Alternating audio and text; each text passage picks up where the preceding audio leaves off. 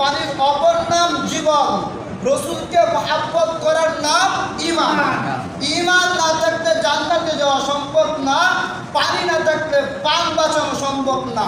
প্রাণ বাঁচাইতে হলে, প্রাণ বাঁচাইতে হলে পানির প্রয়োজন, ঈমান বাঁচাইতে হলে রসুলের আদর্শ প্রয়োজন। অনুরূপভাবে পানি যদি বেশি হয় তাহলে আপনার মৃত্যুর কারণ।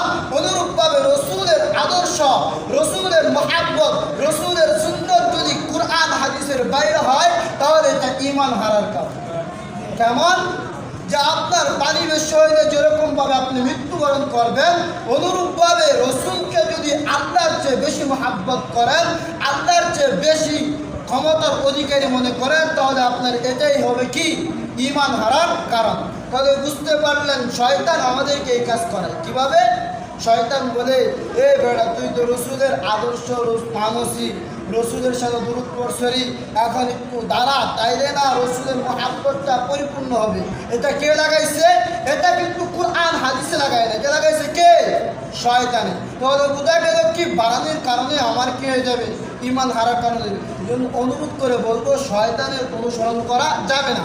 কুরআন কি বলছে, হাদিস কি বলছে